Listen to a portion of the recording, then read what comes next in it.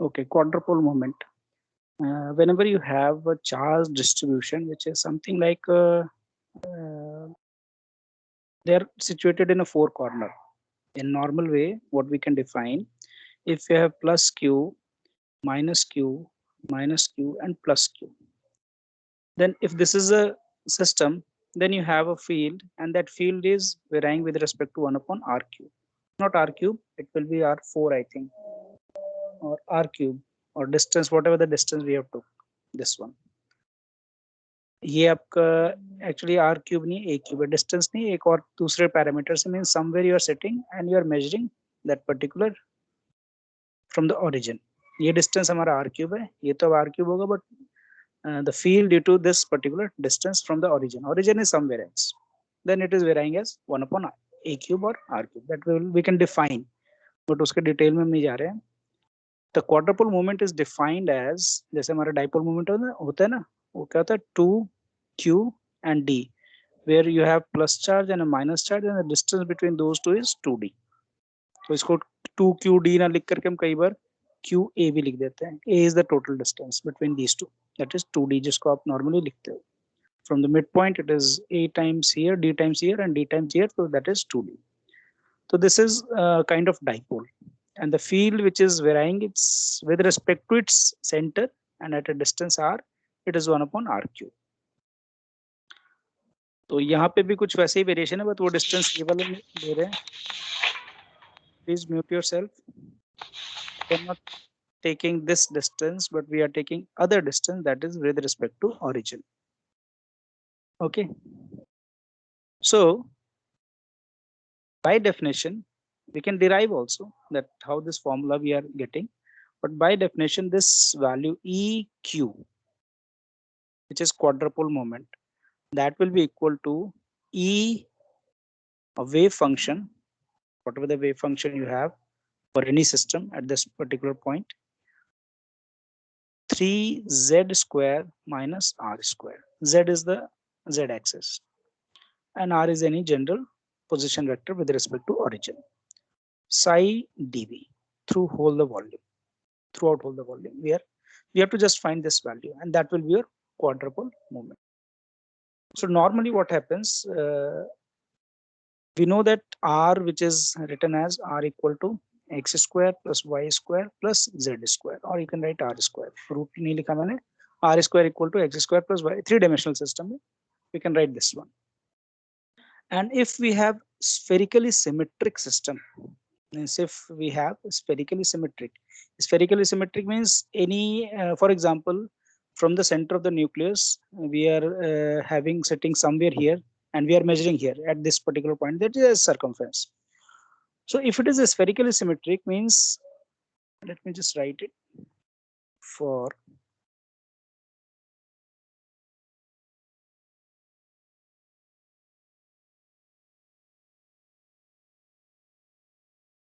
we have x equal to y equal to z, or you can say x square y square equal to z square, which is equal to r cube by 3. If you put x square plus y square equal to z square, so you just have the same value, so that is 3. So any term means z will be equal to r cube by 3 and root of that, or you can say y equal to root of r cube by 3 and so on.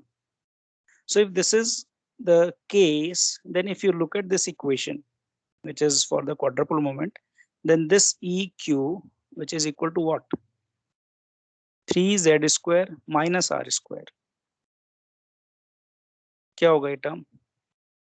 यहाँ पे अगर check करते हो तो z square की value क्या थी? r cube by 3, sorry r square, just write r square by 3. तो क्या वैल्यू होगा इसका? इस टोटल जो आपका ऑपरेटर है, इस ऑपरेटर की वैल्यू क्या होगी? 3z square minus r square. If you are in a spherical system where x square, y square, z means all the coordinate are same at same distance में, और आप बिल्कुल बाउंड्री पे हो at the spherical system. तो x, y, z तीनों same ही है. And x square plus y square plus z square is equal to your r square. तो अगर तीनों सेम है तो you can put anything as 3z² और 3x² और 3y². तो क्या वैल्यू होगा ये? 0. So any spherical nucleus will have no quadrupole moment. अगर आपका न्यूक्लियस बहुत ही परफेक्टली स्फीयर है, जो नॉर्मली नहीं होता है, तो if it is perfectly sphere, normally you can call them for a lighter nuclei, very lighter nuclei, not even lighter nuclei, very lighter, means hydrogen का हो सकता है, या आपका एक आधा और कोई हीलियम का हो सकता है, किसी का भी हो सकता है, मतलब it is very low number of Z. So if it is low number of Z, then normally they form a spherical system, and if it is a spherical system, then its quadrupole moment, if you want to measure कि कितनी value है electric field का variation at a particular distance, that will be 0. So it has no quadrupole moment. But if you have any system in which, if it is something like this, means this system was exactly a sphere. ठीक है, exactly a sphere. Now if you have a system in which you have zero z-axis, means it is something like ellipsoid, but you have all the axes. This is your, let us say this is y, and this is x, and this is z. So if the nucleus is having large number of proton, and they are having a repulsive force among themselves, so they try to be apart as much, so the nucleus could become like this one, where z is very less with respect to x and y. Means there is an elongation along x and y axis, but z is squeezed. The nucleus is squeezed, something like earth. You can say earth is also something like that. Earth का तो खैर z बहुत ज़्यादा है, but फिर भी if you have a balloon or it is being pressed from one side, so it will expand in the other two sides. So if you have this kind of condition, it means you can assume that your z is roughly 0. You can assume that z is roughly 0 and x and y are same. Say x and y, they're same. Roughly they are expanding in 2 dimensional. तो x y आपका plane में दोनों की value more or less same. Then what will be the value of your quadrupole moment? You just see the formula. If this is the case where z is 0, then eq will fetch you what? Psi star as it is. पहले तो यही 0 हो गया था, अभी तो 0 नहीं हो सकता. यहाँ पे क्या है? Z हमारा 0 है, Z is 0. So this will be minus, you can take out, and minus R means something like this, E with minus sign and star R and dV. So this is something which is minus of, this is exactly E के साथ define किया, तो दोनों तरफ E भी cancel कर सकते हो, but quadrupole moment will be roughly minus of, what is this value? इसको देख करके क्या लग रहा है? This is r², sorry r². क्या है ये वैल्यू? दोनों तरफ हमने वेव फंक्शन लिखा है, एक तरफ हमने कॉन्जुगेट लिखा है, एक तरफ हमने नॉर्मल लिखा है, बीच में r² लिखा है, हमने dv से इंटीग्रेट किया, तो ये क्या है? एक्सपेक्टेशन वैल्यू यानी रेडियस के स्क्वायर का expectation value. It means quadrupole moment will be roughly equal to the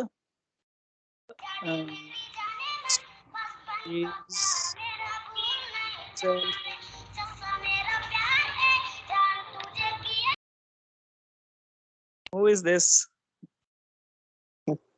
mobile phone को, दूसरे जो मोबाइल फोन आसपास है ना, उसको हटा दो और म्यूट कर दो. कई बार रिंगटोन आ जाता है, वो बजना शुरू हो जाता है, फिर उसको बंद करने में टाइम लगता है. At least you will take 10 seconds. So please don't keep any mobile phone just away from your any other system. Musical system से दूर रहो इस टाइम पे, ठीक है?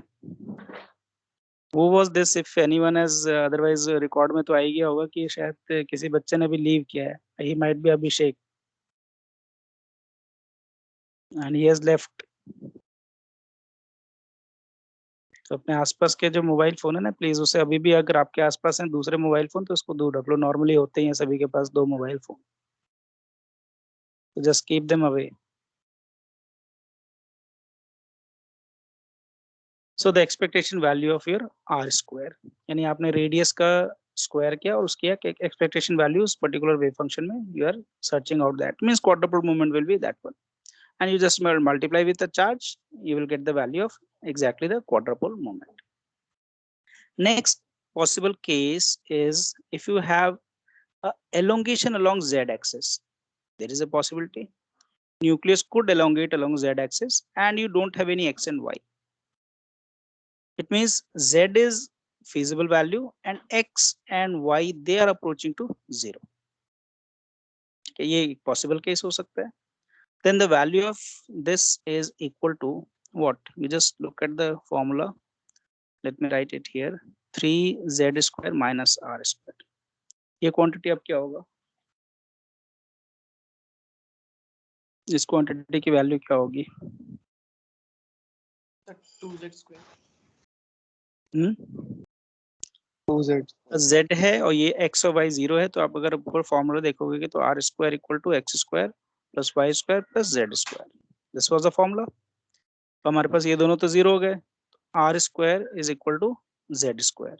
It means 3z square minus r square will be, you can put it r square or you can put it z square, whatever. But we will not put z, we will put r. So if they both are equal, so 3 minus 2 is 2. So that will be equal to 2r square dv, and that is equal to what? Minus expectation value of 2 times your r square. And you multiply with e, that is your quadrupole moment. तो quadruple moment अगर हम major कर पाते हैं, यानी actually हमें क्या करना है, इलेक्ट्रिक फील्ड ही मेजर करना है और चार्ज डिस्ट्रीब्यूशन से हमारा इलेक्ट्रिक फील्ड जनरेट हो रहा है. It means that is proportional to your radius. ऊपर वाला तो 0 है, इसके लिए तो हमारे पास 0 है. तो स्फेरिकल सिमेट्रिक सिस्टम अगर है तो वो हमारे 0 है. बट बाकी दोनों केसेस के लिए if you have elongation along X Y and if you have elongation along Z only, then you have only that quadrupole moment will depend upon this value. So you can easily find, if you can measure the electric field due to a nucleus very close to the nucleus, if you are setting and if you are measuring the electric field, then it is possible to measure its radius also. So quadrupole moment measure करके you can predict the radius also. But we don't do in that way because radius निकालने के लिए हमने बहुत सारे formula discuss कर लिए. तो हम वही formula radius के यहाँ पे use कर सकते हैं. So we can use the formula for radius which we have already defined. तो if I write that E phi for a general case, ये दोनों केस भी हो सकते हैं, ऊपर वाला केस भी हो सकता है, but we can define E phi which is normally, आप यहाँ पे देखोगे फॉर्मूला एक टाइम पे वो आर स्क्वायर के इक्वल है और एक टाइम पे आर स्क्वायर 2 टाइम्स के इक्वल है. यानी दोनों time expectation value of r square तो आ ही रहा है, बट एक टाइम सिंपली 1 है, एक टाइम 2 है. तो दिस वैल्यू इज रफली equal to, which is not equal, रफली less than E R square and A to the power of 2/3. हमने क्या किया, इसकी जगह पे हमने क्या डाल दिया, जो फॉर्मूला हमारे पास रेडियस का था, r equal to r naught ए 1/3 का. तो r square will be r naught a 2/3 which is this one. तो ये अब जस्ट रिटर्न की इक्वल टू हो सकता है या उससे कम हो सकता है. 2 टाइम्स बहुत कम केसेस में ही होता है, बट नॉर्मली इसी के आसपास वैल्यू होती है. एंड द वैल्यू वेरीज रफली if you can put all the value. This we already note कि ये 1.2 फर्मी है या 1.4 फर्मी हो सकता है या 1.5 फर्मी हो सकता है, बट हम चार्ज से डील कर रहे हैं तो we can take 1.2 fermi because we are dealing with the charge distribution. And A का नंबर भी आप किसी भी पर्टिकुलर न्यूक्लियस के लिए यू कैन फाइंड. तो ये वैल्यू एक्चुअल जो मेजरमेंट होगी, जो भी आपके क्वाड्रपोल की वैल्यू आएगी, that will be less than और इक्वल टू दिस नंबर. तो normally if it is measured, so this value is roughly 6 into 10 to the power of minus 30 charge. ठीक है, चार्ज, और ए का कोई यूनिट नहीं है और ये हमारा मीटर का unit, metre square. This is your charge coulomb, you can say charge value, quantity of charge, and this is this much for light nuclei. ठीक है. And for heavy nuclei, if you go beyond say 50 or more than that, so this value is roughly equal to 50 into 10 to the power of minus 30 em square for heavy nuclei. तो value maximum इसी के बीच में very करता है, 6 से लेकर के 50 और 10 to the power of minus 30 which is very small, minus 30. This is not a big number, this is very small number, so you need a precise instrument to measure this quadrupole moment. Okay, अब एक homework note कर लो. Homework क्या है कि quadruple movement का जो formula लिखा ना 3z² माइनस r², वो आया क्यों? Let us make a diagram, and this you will do later, not at this time. This is not, and this is 90 degree. Actually this is your x. Let me say write this as z. That will be easier to understand. X, y and z. And somewhere here we have a charge whose value is plus e. Here this is point p dash, and you're sitting somewhere on z axis at a distance p, or at a point p which is at a distance a. ठीक है, तो you're sitting somewhere, means origin आपका ये रहा, origin से आप इस distance पे बैठे हो। ऊपर का जनरलाइज केस है, मतलब ऊपर वाला हमारा जनरलाइज केस था कि ओरिजिन है, अपने ओरिजिन से वो डिस्टेंस ले रहे हो कि कहाँ पे आप इलेक्ट्रिक फील्ड मेजर कर रहे हो। वहां पे मैंने एक जनरल केस लिया था, यहाँ पे हम थोड़ा सा जेड एक्सेस के अलोंग अज्यूम कर रहे हैं कि हम जेड एक्सेस पे जहाँ पे बैठ रहे हैं उसको हमने जेड एक्सेस के अलोंग एक अलाइन कर दिया, और वी आर सिटिंग समवेयर, और उसके रिस्पेक्ट में, इस ओरिजिन के रिस्पेक्ट में वी आर टेकिंग कि ये रहा हमारा न्यूक्लियस, ये रहा हमारा चार्ज, और हमारे फील्ड कितना जनरेट हो रहा है इस पॉइंट पे पी पे। This with respect to origin is r, and this distance is d, and this is a. तो तीनों आपको डिस्टेंस मिल गया, and this is theta. तो तीनों डिस्टेंस आपको मिल गया, यानी जो चार्ज है, charge is sitting at p dash which is at a distance r from your origin, and p dash and p, they are actually, this is a charge where you are sitting, and this is a field where you are finding due to this particular charge, so that distance is d. तो इन दोनों के बीच में d का distance है, और जहां field निकाल रहे हो उसका distance with respect to origin, that is a. ठीक है, now what you have to find, you have to find the potential, that is v, at this point due to this charge according to this particular form. That is nothing but it is, we are not taking 1 upon 4 pi epsilon naught, but roughly equal to e by d. ये charge by distance ही होता है, बाकी तो constant है, के लिखो या ना लिखो बाद में लिखेंगे, वो कोई उतना इंपॉर्टेंट नहीं है, but the function is E bye D. यही होता है ना पोटेंशियल का function, not potential energy, potential. Is it so या नहीं? Yes.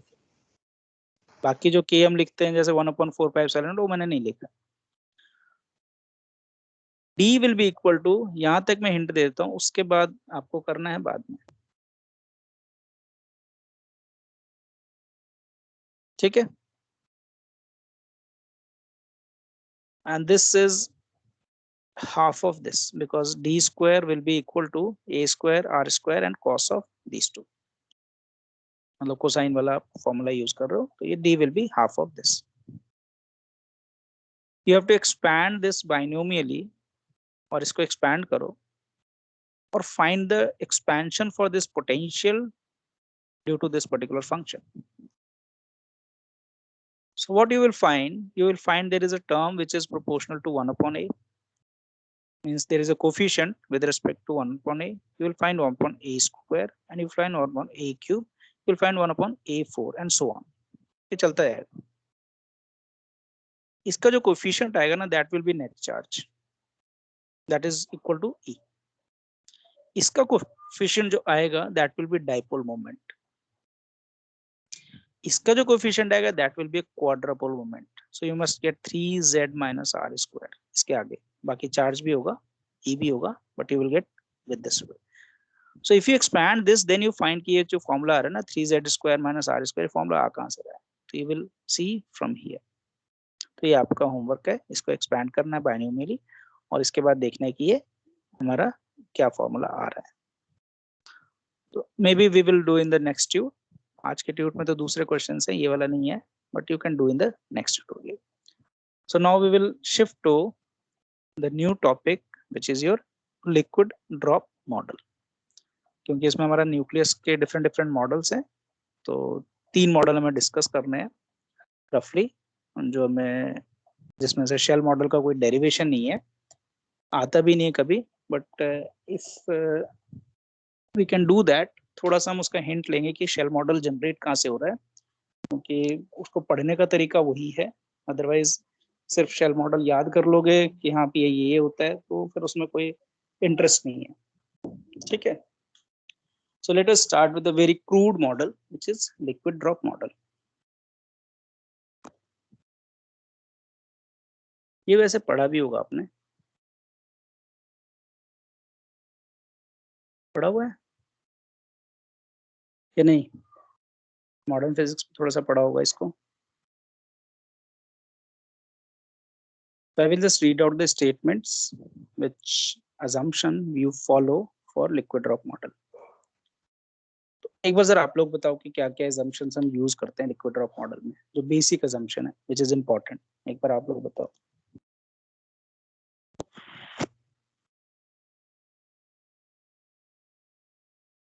बताओ one by one what you assume to discuss the liquid drop model.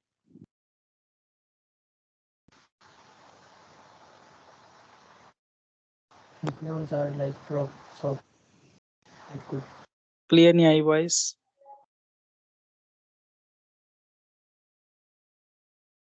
फिर से बोलो। Nucleons act like drops of liquid. Nucleon acts like a drop of liquid. Okay. Anything else? और कुछ इसमें add होता है या सिर्फ इतना ही है? आपने ये ड्रॉप मॉडल जो है, लिक्विड ड्रॉप मॉडल, ये आपने मॉडर्न फिजिक्स में किया होगा ना? ऐसा मत कहना कि नहीं किया है। किया है या नहीं किया है?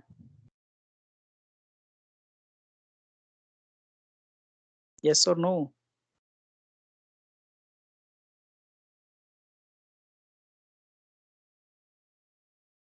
32 बच्चे हो, 32 में से किसी को पता नहीं कि लिक्विड ड्रॉप मॉडल क्या है, और हमने किया है तो अजम्पशंस क्या लिए हैं?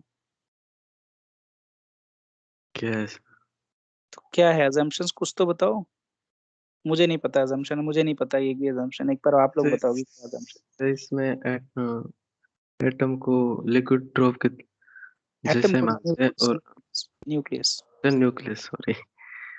और जैसे कि न्यूक्लियस में शॉर्ट रेंज जो फोर्सेस होते हैं जिससे न्यूक्लियस एक बाइंडिंग में होता है, एक स्ट्रक्चर होता है, उसी तरह जो लिक्विड ड्रॉप में भी जो टेंशन फोर्स होता है, हम्म, उसी की वजह से वो भी एक पर्टिकुलर स्ट्रक्चर में होता है। ओके। तो और सिमिलर इसमें कुछ सिमिलरिटीज हैं, उसे प्रॉपर तो याद नहीं है। अच्छा, सिमिलैरिटीज हैं तो उससे हम बाकी तीन हमारे पास टर्म्स आते हैं उसके बाइंडिंग एनर्जी में, तो उन टर्म्स को भी तो कुछ एक्सप्लेन करो कि कहाँ कहाँ से आ रहे हैं, क्यों आ रहे हैं। कोई तीन टर्म्स आती हैं इसमें? तो वॉल्यूम एनर्जी और सरफेस एनर्जी, हम्म, एक और है सर। एक और है। Yes. Are the nucleus compressible और इनकम्प्रेसिबल? So incomprehensible. इनकम्प्रेसिबल है। Normally when you do the liquid drop model, do you follow the spherical symmetricity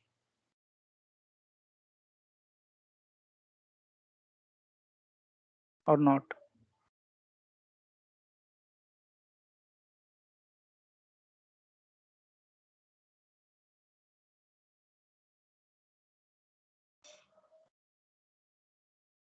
Yes, sir. It's basically symmetric. Spherically symmetric. Does the density depend upon the number of nucleon when you add in the nucleus? When you make the drop में आप nucleus add करो, does the density depend, matter density depend upon the how many nucleon you have added?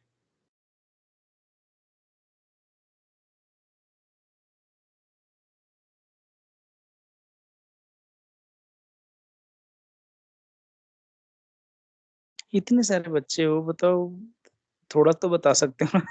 मतलब बिल्कुल भी। Sir, independent है. हाँ, क्या कह रहे हो? Independent. Independent. Independent. So it is incompressible. There is a short range forces that give rise to the energy. It is independent of size, means size means when you add the nucleon, the density does not depend, आप जितना भी बड़ा nucleon ले लो, mostly they are saturated. हमने last time binding energy पर nucleon का एक curve देखा था, उसमें most of the nucleon fall within a short range of binding energy per nucleon. So that is why it is saturated. If you add more number of nucleon, it is not going to change the density, just like a liquid. And there is one more thing why we can have an analogy with the nucleus. That is, you can add the liquid drop and you can break or make apart the liquid drops. That is also possible with the nucleus. This is one more similarity. That is why we can use liquid drop model. And obviously spherically symmetric है और यही formula हम use करेंगे, spherically symmetric का ही formula use करेंगे। And tension force on the surface is there and that is making the shape of the nucleus. तो ये थोड़े थोड़े इंपॉर्टेंट पॉइंट्स हैं जो अजम्पशंस। और दूसरा एक और है, it is not only liquid drop, it is actually charge liquid drop.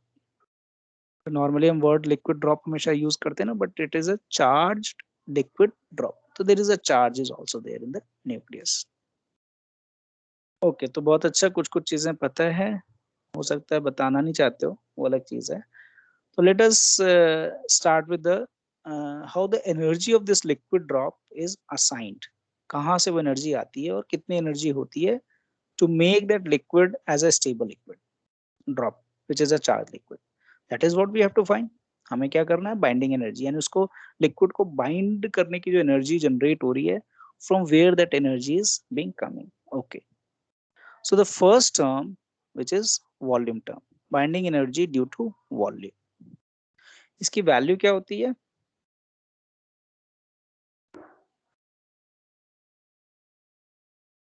इसकी वैल्यू क्या होती है?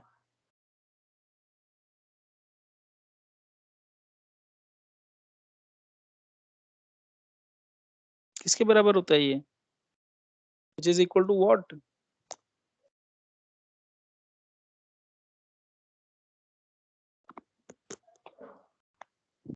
बताओ, याद होगा या नहीं याद है? ये बोलो कि नहीं याद है सर।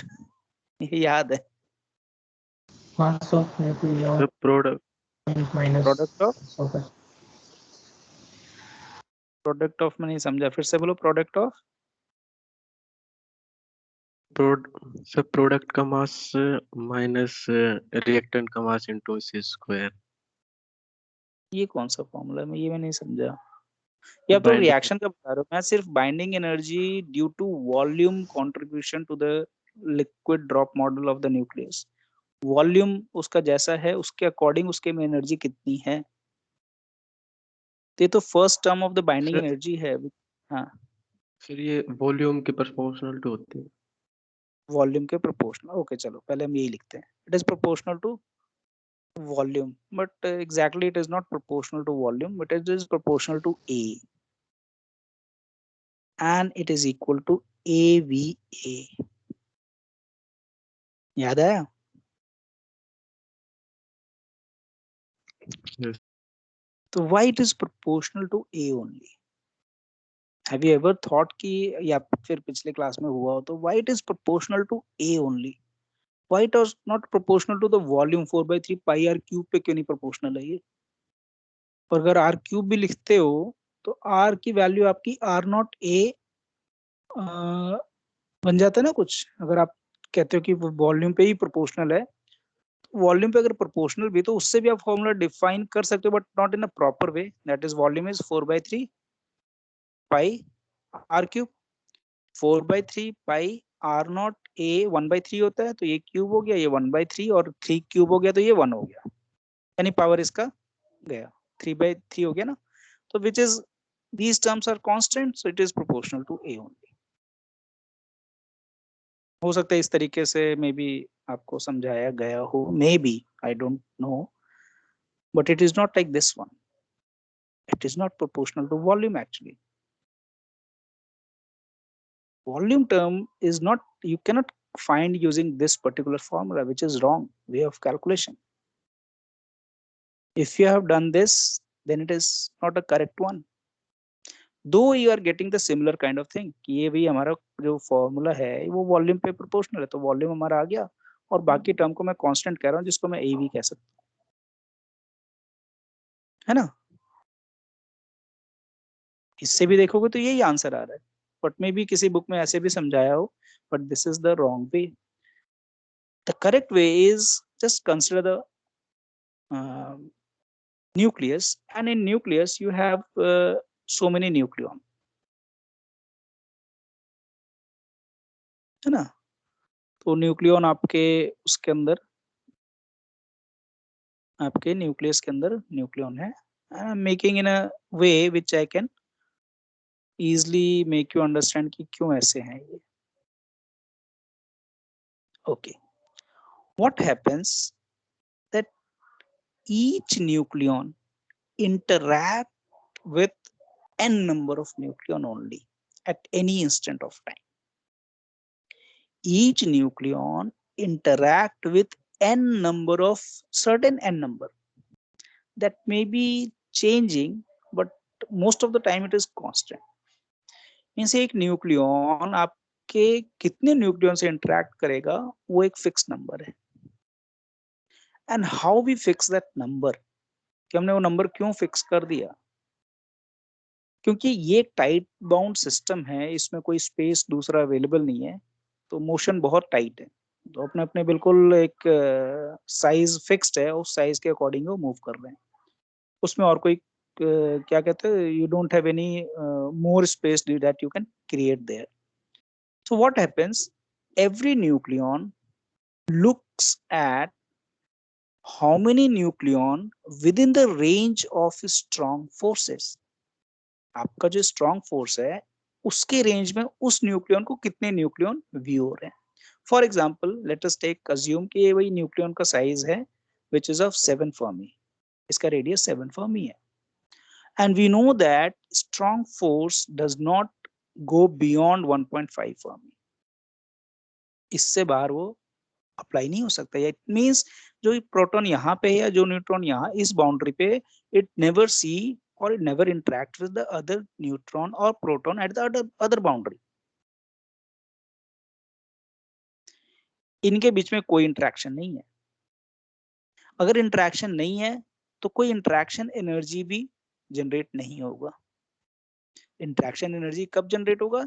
अगर कोई इंटरेक्शन होगा, किसी दो न्यूक्लियन को बाउंड करना है तो उसके बीच में एक एनर्जी या इंटरेक्शन एनर्जी, उसे हम यू कहेंगे. लेट अस अज्यूम कि between any pair of nucleon the energy which is generated that is you.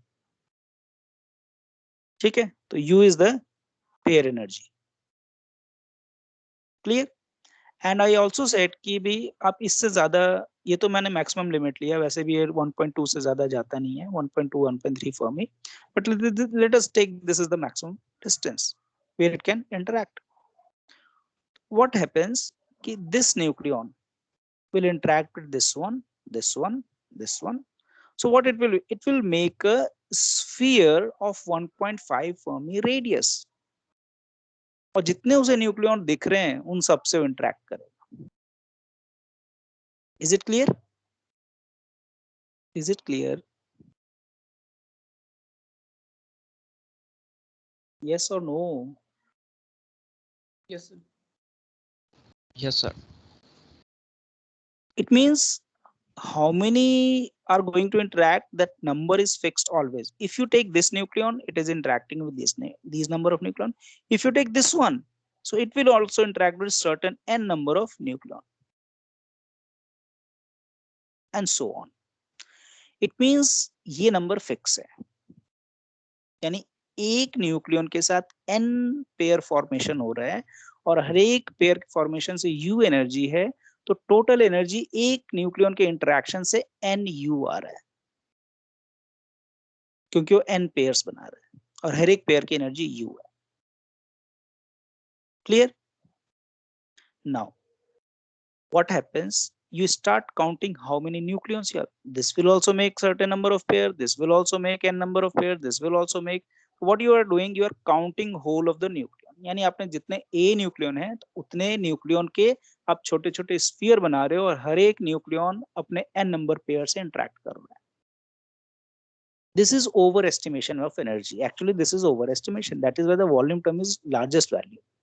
So this is overestimation. हमने क्या किया, हमने हर एक न्यूक्लियन को काउंट कर लिया. और obviously when you look at these two things, हम दो न्यूक्लियन जो हमने फोकस किया था उसमें अगर हम फोकस करते हैं तो इसने n नंबर ऑफ पेयर से इंटरेक्ट किया जब सेकेंड न्यूक्लियन पे हम गए तो फिर से इसने n नंबर ऑफ पेयर से इंटरेक्ट किया, बट एक टाइम पे हमने 2 एरो बनाए जो आपस में दोनों मैच हो रहे थे, यानी we have counted that pair 2 times.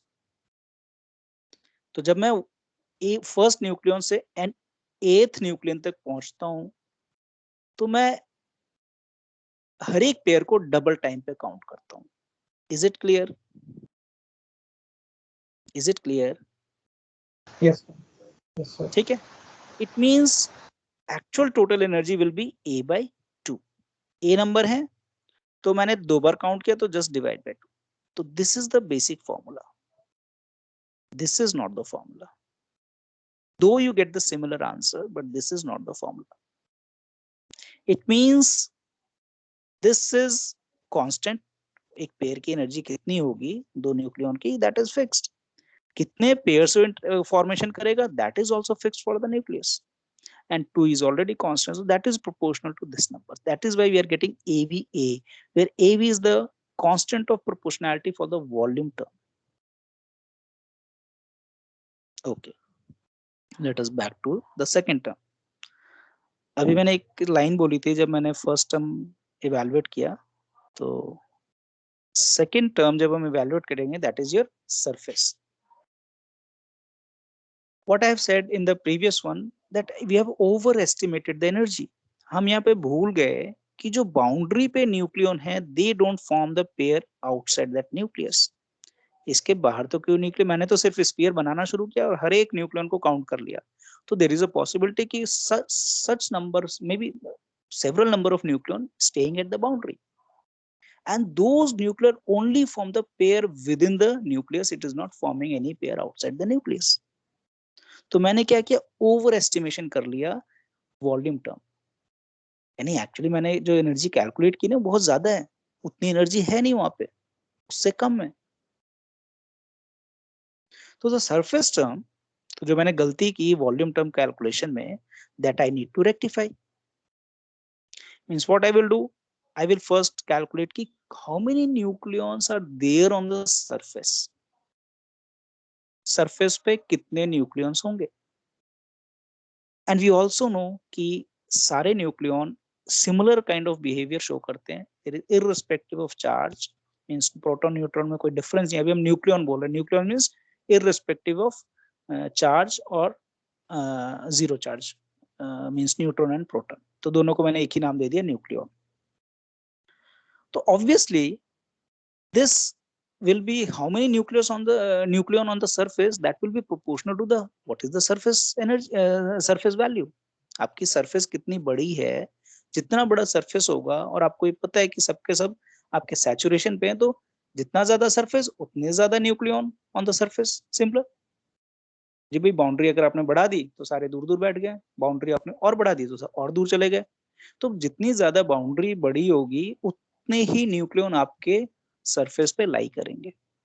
Means this is proportional to 4 pi R square. अगर आपने स्फेरिकल, ये सिर्फ स्फेरिकल लेके चल रहे हैं, इसमें वैसे ये बहुत करेक्ट आंसर नहीं देता है लिक्विड ड्रॉप, बट एक आंसर देता है, और उसके क्वाइट कंपैरेबल कह सकते हो कि जो बाइंडिंग एनर्जी कर्व एक्सपेरिमेंटली हमारे पास जनरेट हुआ है उसको थोड़ा सा फिट करता है, बट मैक्सिमम पार्ट में फिट नहीं भी करता है, बिकॉज हमने सब कुछ, हमने ये स्फेरिकल लिया है, ओवर एस्टिमेशन किया है, बहुत सारी चीजें हमने गलती की।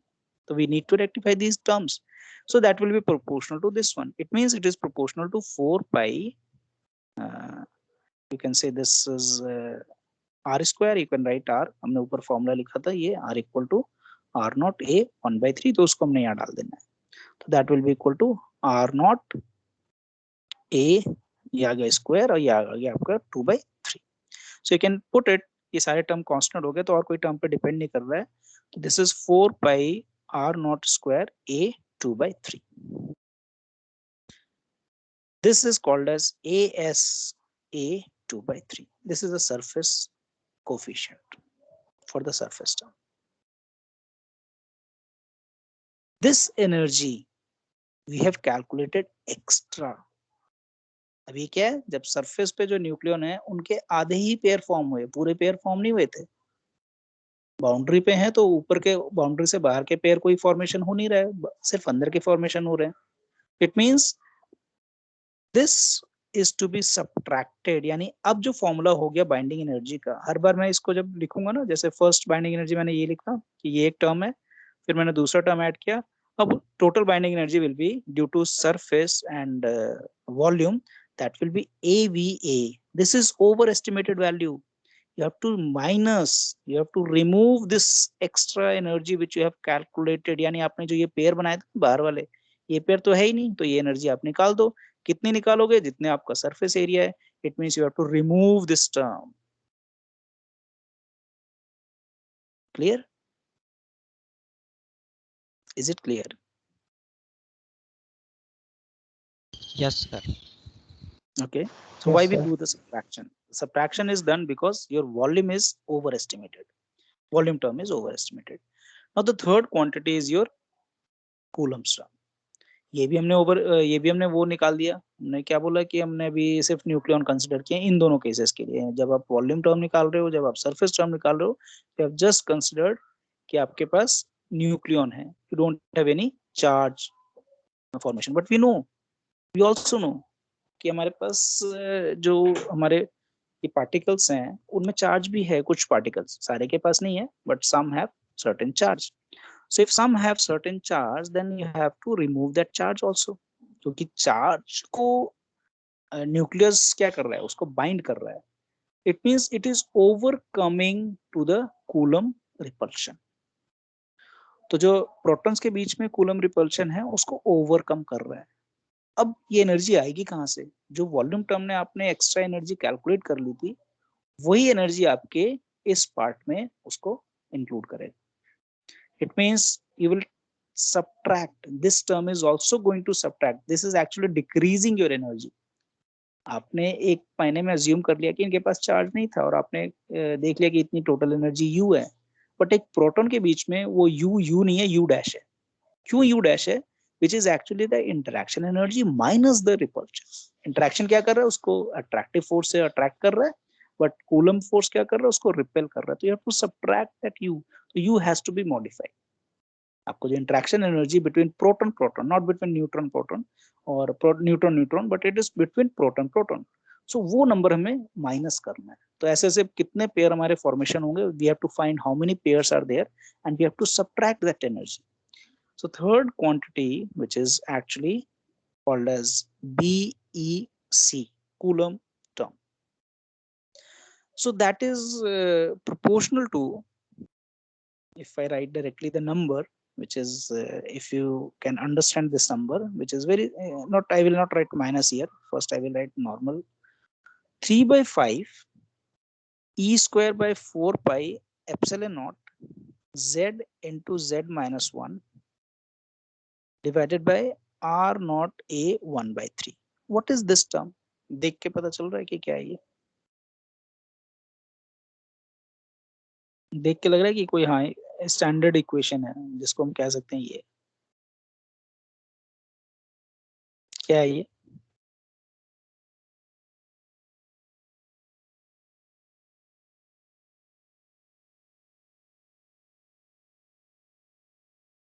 जल्दी बताओ, ये इक्वेशन क्या है?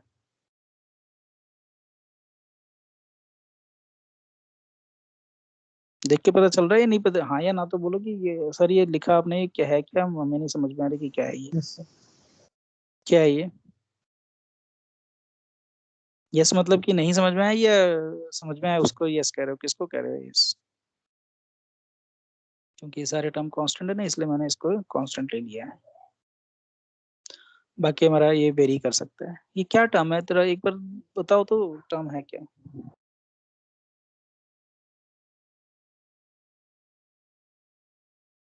ये इसको कैलकुलेट करना पड़ेगा मैं।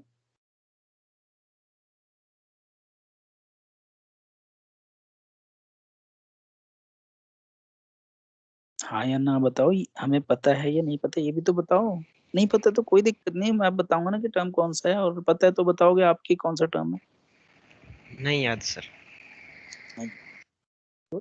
This is just a electrostatic potential energy to make a sphere of a radius r having z number of protons or charges. Z e charge किसी पे है तो आपको स्फीयर फॉर्म करना है shell by shell, and if you calculate this number you will get. ये हमने पहले भी किया, इसलिए मैं पूछ रहा था कि पिछली क्लास या उसके पिछली क्लास में हमने किया था जब हमने कूलम टर्म निकाल रहे थे, तो हमने डिफाइन किया था 3/5 का टर्म आता है उसको, अगर एक स्फीयर का potential energy, electrostatic potential energy of A sphere non conducting uniformly charge sphere का वैल्यू निकालो। यहाँ पे वो z इसलिए आ रहा है क्योंकि उतने नंबर ऑफ प्रोटॉन है, वहां पे ई स्क्वायर और डेंसिटी आ जाएगी, 3/5 का टर्म आ जाएगा आपके पास।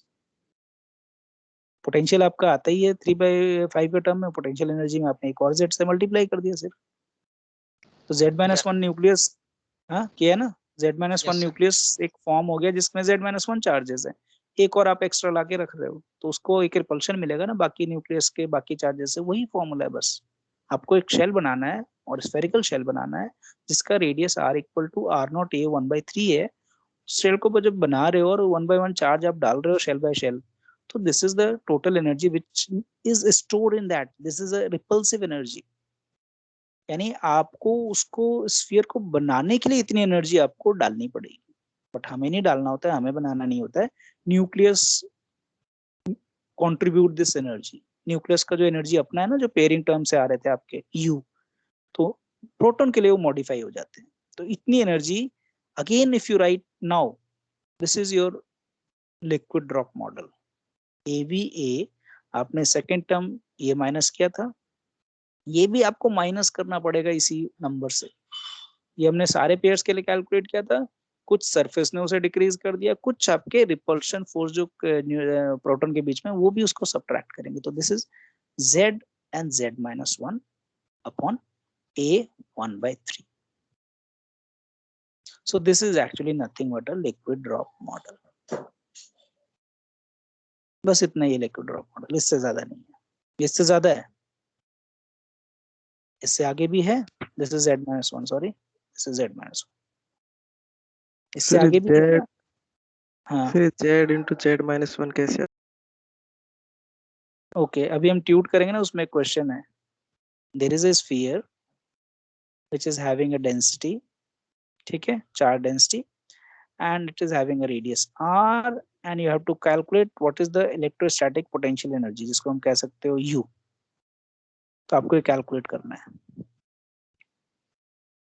तो आपको पोटेंशियल पता होना चाहिए, पोटेंशियल से आप चार्ज मल्टीप्लाई करोगे, पोटेंशियल क्योंकि एक इंटीग्रेटिंग फंक्शन के फॉर्म में आएगा, and you can integrate to make this particular sphere having plus charges. This is electrostatic problem, there is no nucleus kind of thing, nucleus से कोई मतलब नहीं इसका। You can easily calculate how much this value is. It is 3/5 something. जो e square upon 4 pi, और यहाँ पे charge density का e square के साथ मल्टीप्लाई करके upon r, यहाँ पे तो r ये नंबर दिख रहा है आपको, वहाँ पे r दिखता है। नहीं सर, यहाँ जैसे पे कि इसमें इस स्फीयर में सपोज z इलेक्ट्रॉन है, तो सर वो एक टाइम आएगा ना z, तो z एक टाइम क्यों आएगा, z into z-1 लिखा है मैंने। हाँ सर, मतलब वो दो बार कैसे आएगा?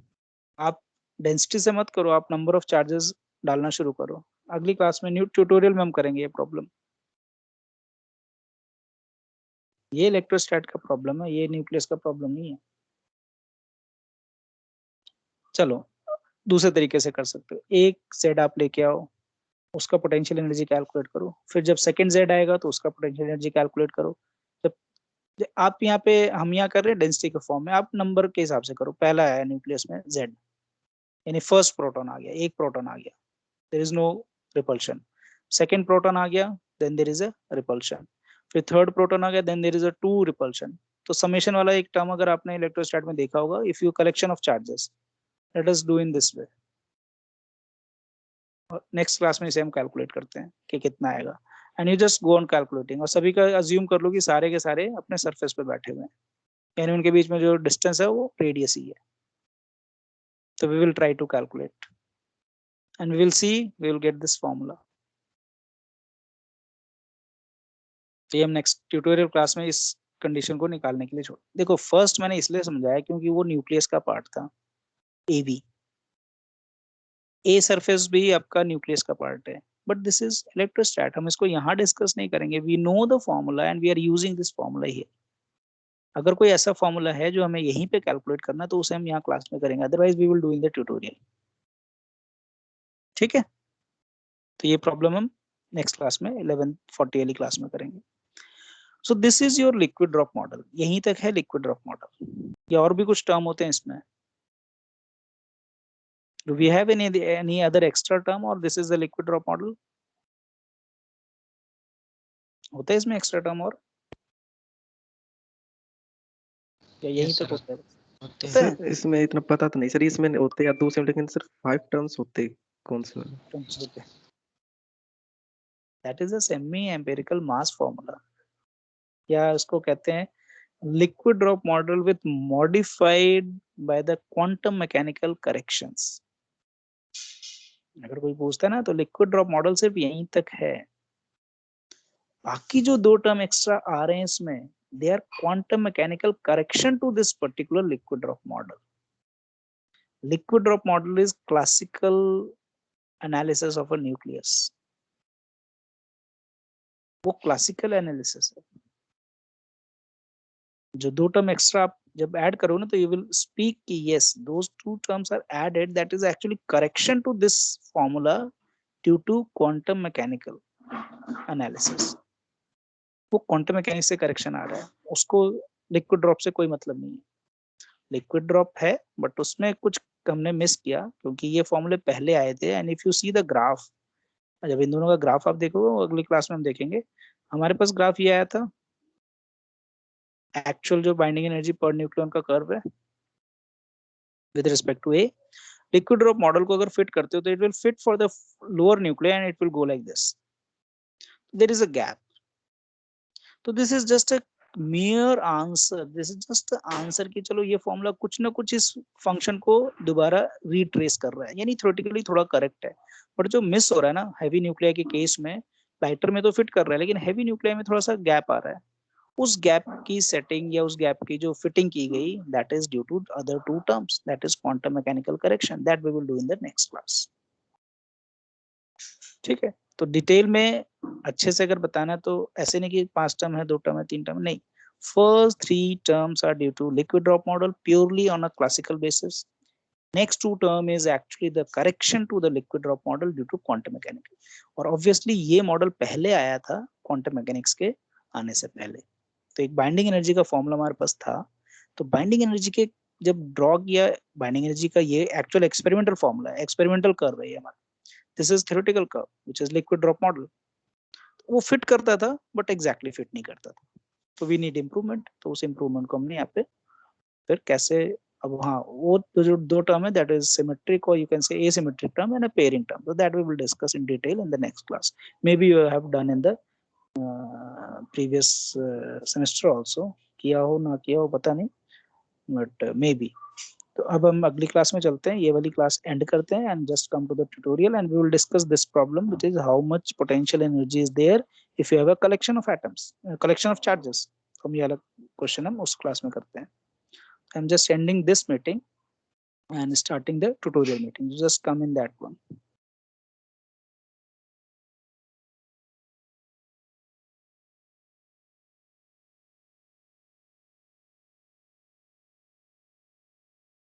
यहाँ से लीव कर दो, उस मीटिंग में ज्वाइन कर लो।